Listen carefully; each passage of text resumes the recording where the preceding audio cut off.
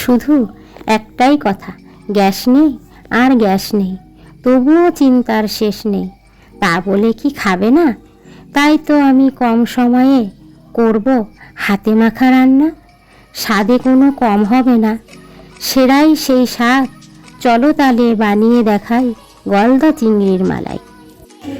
নমস্কার বন্ধুরা, আমি রুমা। সবাইকে অনেক অনেক স্বাগত জানিয়ে আজকে আমি রান্না শুরু করছি। আজকে আমি তোমাদেরকে রান্না করে দেখাবো গলদা চিংড়ি মালাই করে। তবে তোমরা তো অনেকেই তো অনেক রকম করে খেয়েছো, তবে আমি কীরকম করে বানাই সেটা একবার দেখো। যদি তোমাদের ভালো লাগে তাহলে লাইক, কমেন্ট, শেয়ার আর বেল আইকন প্রেস করে দিও। আর ফেসবুক থেকে দেখলে ফলো করে দিও। আর আমার ইউটিউব চ্যানেল থেকে দেখলে চ্যানেলটাকে সাবস্ক্রাইব করে আমার পাশে থেকো। লাইক কমেন্ট করো, যাতে আমার রান্নার জন্য আরও আমার আগ্রহটা বেড়ে যায়। তাহলে তোমরা চলো তাহলে আর কথা বাড়াবো না, কী করে রান্না করছি দেখে নেওয়া যাক। আমি এখানে গলদা চিংড়ি নিয়েছি 500 গ্রাম। এবার আমি এর মধ্যে কাঠিটা ভরে রাখবো যাতে মাছটা বেঁকে না যায়। এরকম করে আমি সবগুলোই ভরে দিয়েছি। এবার আমি এর মধ্যে হলুদ, পরিমাণ মতো হলুদ, স্বাদ মতো লবণ আর সামান্য একটু কাশ্মীরি লঙ্কা গুঁড়ো।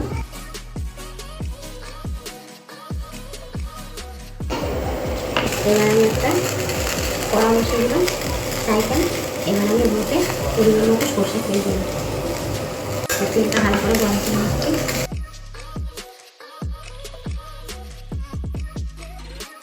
সামান্য একটু লবণ দিয়ে দিচ্ছি যাতে তেলটা না থেকে।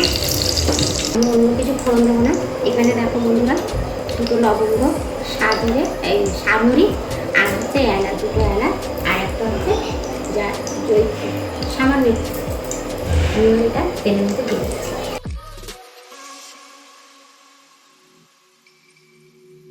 এখানে ছোটো পেঁয়াজ, আদা, রসুন একসঙ্গে পেস্ট করে নিচ্ছি।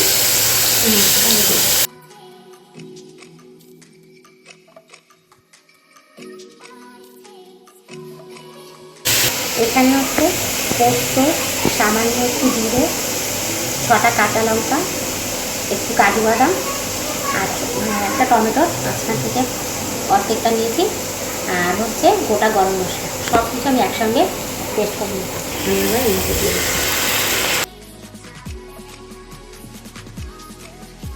সামান্য একটু জল দিয়ে দিচ্ছি।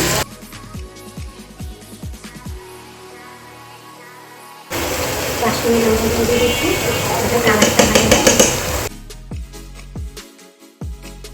সামান্য একটা ভালো করে তেল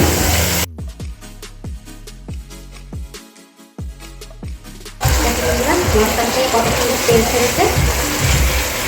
এবার আমি আগে থেকে যে চিংড়িগুলো মেখে রেখেছিলাম সেই চিংড়িগুলো এক এক করে দিই।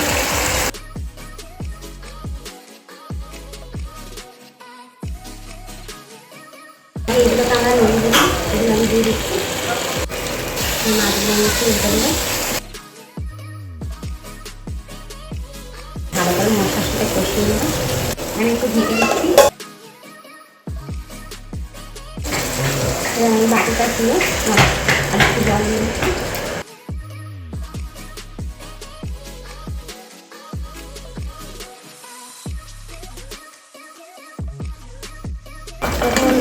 আমার মাছের থেকে ভালো করে তেলটা ছেড়ে দিয়েছে। এবার আমি এই দুধটা দিয়ে দিচ্ছি। ভালো করে ছেঁকে নিয়েছিলাম দুধটা, এবার দিয়ে দিচ্ছি।